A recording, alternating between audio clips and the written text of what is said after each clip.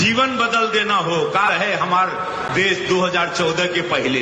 ये अंड संड बोलने वाले अंड भक्त हैं, इनकी इससे ज्यादा कोई हैसियत है ही नहीं। न सड़किया है, न सम्मान रहे, न शौचालय रहे, न मकान रहे, न अनाज था, न राशन था। कांग्रेस पार्टी ने, मेरी पार्टी ने भारत को इतना सशक्त और मजबूत बनाया है कि बेचते बेचते नरेंद्र मोदी मौत की गाल में समा जाएंगे, लेकिन कांग्रेस पार्टी द्वारा स्थापित किए गए उद्योग धंधे पूर्णतया ये बेच नहीं पाएंगे। उत्तर प्रदेश के गोरखपुर से सांसद हैं भाजपा के रवि किशन। उनका एक वीडियो, पुराना वीडियो है लेकिन इन दिनों काफ़ी तेजी के साथ वायरल हो रहा है, जिसमें उनके द्वारा कहा जा रहा है कि कुछ नहीं था 2014 से पहले। जीवन बदल देना हो का रहे हमारे देश 2014 के पहले। न सड़किया है, न सम्मान रहे, न शौचालय रहे, न मकान रहे, न अनाज था, न राशन था, न मेडिकल था, न एम्स था। बदल दिया जीवन ग्रामीण गांव देवता देहात का। ये लोग देवता के रूप में अवतरित हुए हैं, यशस्वी प्रधानमंत्री मोदी जी और पूज्य योगी महाराज। अनाज, राशन, सड़क, नाला, अस्पताल जो हुआ सब अवतरित जब हुए प्रधानमंत्री नरेंद्र मोदी और योगी आदित्यनाथ जो कि उत्तर प्रदेश के मुख्यमंत्री हैं, इनके अवतरित होने के बाद सब चीज़ बदल गया। कुछ नहीं था उसके पहले। और कौन लोग थे जिनके कारण सब चीज़ बर्बाद हो रहा था? कांग्रेस वाले, उन्हीं पर निशाना है। और हमारे साथ कांग्रेस के नेता हैं जावेद अली। कुछ भी नहीं था 2014 से पहले। जब अवतरित हुए प्रधानमंत्री और योगी आदित्यनाथ, तब सब चीज़ें आई है। देखिए, जो भी भारतीय जनता पार्टी के नेता हैं, पता नहीं वो किस यूनिवर्सिटी से निकले हैं, कहाँ से वो पढ़ के आते हैं, या आरएसएस की चड्डी पहनते ही उनका जो माइंड सेट है वो ऐसा हो जाता है। और अपने यहाँ तो एक कहावत है, मैं उनको नहीं कह रहा हूँ, अपने यहाँ एक कहावत है कि सबसे ज्यादा दिन पे आंख खुलती है, अगर किसी का खुलता है आंख, तो कुत्ता का जो बच्चा होता है नवजात, उसका लगभग 1 सप्ताह के बाद आंखें खुलती हैं पहली बार। ठीक वैसे ही ये जो लोग हैं, रवि किशन जैसे लोग, ये लोग तो 2014 के बाद इनको आज़ादी मिली है। 2014 के बाद ही भारत का खोज हुआ है, भारत वजूद में आया है। तो ये अंड संड बोलने वाले अंड भक्त हैं, इनकी इससे ज्यादा कोई हैसियत है ही नहीं। ये क्या बोलेंगे? इनकी सरकार हर स्तर पे फेल है। इनके यहाँ न शिक्षा के लिए व्यवस्था है, न स्वास्थ्य के लिए व्यवस्था है, बेरोजगारी चरम पे है, महंगाई चरम पे है। तो इन सारी चीजों से ध्यान भटकाने के लिए आम जनता का, ये हर एक इशू को, जो रियल पब्लिक की इश्यूज हैं, उनसे इशू को डाइवर्ट करने के लिए ये लोग उलूल जुलूल की बातें करते हैं, इधर उधर की बातें करते हैं। ना सीधा रास्ता जाएंगे, न दरबार की बात होगी। तो जब सीधा रास्ता ही नहीं चलेंगे तो न काम की बात होगी, न काज की बात होगी, न बेरोजगारी की बात होगी, न महंगाई की बात होगी।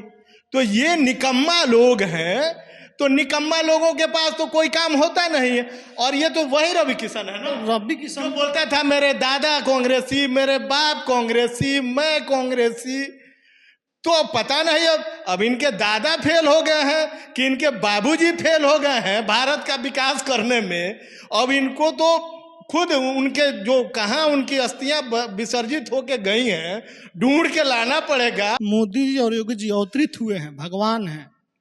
नहीं आते तो ना अनाज था, ना सड़क था। ठीक तो बोल रहे हैं। मंदिर बना गोरखपुर। तो मुझे जहां तक हिंदू धर्म शास्त्र की जानकारी है, 10वां अवतार के बाद इस कलयुग में कोई भगवान अवतरित होने वाला ही नहीं है। तो ये लोग अपने धर्म के भी नहीं है, अपने धर्म शास्त्र के भी नहीं है, वेद के भी नहीं है, पुराण के भी नहीं है। ये हाई लेवल के मक्कार लोग हैं, गद्दार लोग हैं। कौन मक्कार है? रवि किशन जैसे लोग, योगी आदित्यनाथ हैं, ये लोग सब ढोंगी लोग हैं। इनको धर्म से क्या लेना देना? और धर्म के लोग, जो धर्म में लिप्त लोग हैं, उनको सियासत से क्या लेना देना?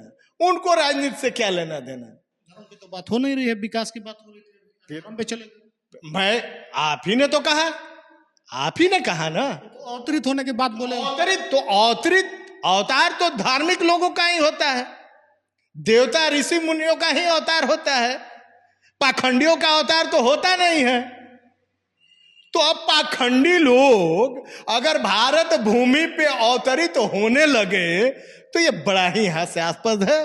ये हंसने के सिवा, इनके थूथू करने के सिवा, इनकी मनोस्थिति, मनोदशा क्या है, ये चरितार्थ हो रहा है। ठीक है, हम तर्क पर आते हैं कि जब सब चीज ठीक था तो अचानक से कांग्रेस धड़ाम से गिर गई और बीजेपी जो है ऊपर उठ गई है। ऐसे उठ गई कि फिर इसको गिराने के लिए आपको पद यात्रा करना पड़ रहा है, हजारों किलोमीटर पैदल चलना पड़ रहा है। तो आखिर जनता ने क्यों नकार दिया कांग्रेस को जब सब ठीक था? तो जनता आज भी कांग्रेस को लगभग 20% वोट करती है भारत में।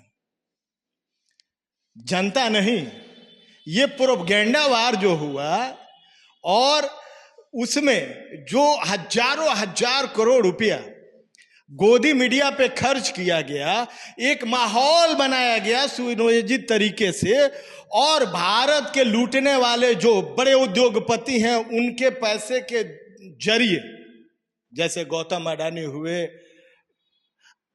मुकेश अंबानी हुए, इन सरीखे लोग, क्या नरेंद्र मोदी की हैसियत थी कि वो साइडलाइन करके अडवाणी जी को और वो प्रधानमंत्री का कैंडिडेट बन जाते? बात ही यही हुई थी आरएसएस मुख्यालय में कि पैसा मेरा और चेहरा मोदी जी का, क्योंकि मोदी जी पे दंगे का दाग है, बहुत बड़े हिंदू हृदय सम्राट हैं, इन्होंने बड़े पैमाने पे भारत के मुसलमानों का कत्लेआम कराया है। इसलिए जो हिंदू वोटर हैं, जो जिनके मन मस्तिष्क में भारत का संविधान नहीं, भारत का लोकतंत्र नहीं, बल्कि हिंदू राष्ट्र की परिकल्पना है, वो लोग पूरे धन बल दल के साथ और छल के साथ थ्रू द मीडिया ये लोग लगे और केन प्रकारेण ये लोग हमसे सत्ता हस्तांतरित कराने में कामयाब हो गए। और इसकी सबसे बड़ी वजह, सबसे बड़ी वजह इसकी ये रही कि सेकुलर फोर्सेज की बहुत ज्यादा पॉलिटिकल पार्टियां हो गई हैं। तो अभी हम लोग बात कर रहे थे रवि किशन के बयान पर, तो रवि किशन बोल रहे हैं कि कुछ नहीं था। तो आखिर बताइए कि आखिर आप लोगों ने 70 साल में क्या किया कि बार बार सवाल पूछा जाता है? अच्छा, जिस देश में जो देश 190 साल गुलामी का दंश झेला, वो देश जब 15 अगस्त 1947 को आजाद हुआ और जहां सुई नहीं बनती थी वहां एरोनॉटिक्स लिमिटेड तक तैयार हो गए, फाइटर जेट बनने लगे। और रही बात, ये पागलों की टोली है। अगर भैया कांग्रेस ने कुछ नहीं किया तो लगातार भारत के 9 रत्नों को ये 8 साल से लगातार बेच ही रहे हैं। और मैं समझता हूं कि कांग्रेस पार्टी ने, मेरी पार्टी ने भारत को इतना सशक्त और मजबूत बनाया है कि बेचते बेचते नरेंद्र मोदी मौत की गाल में समा जाएंगे, लेकिन कांग्रेस पार्टी द्वारा स्थापित किए गए उद्योग धंधे पूर्णतया ये बेच नहीं पाएंगे और कांग्रेस पार्टी के टैग को भारत की मिट्टी से मिटा नहीं पाएंगे।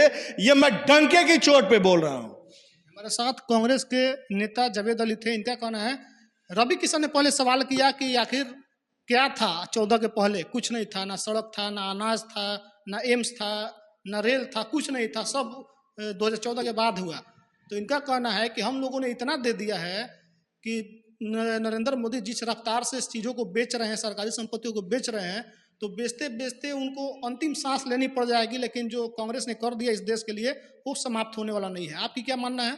प्रतिक्रिया कमेंट बॉक्स में दीजिए। फेसबुक को देख रहे हैं शेयर कीजिए, यूट्यूब देख रहे हैं चैनल को सब्सक्राइब कीजिए। धन्यवाद।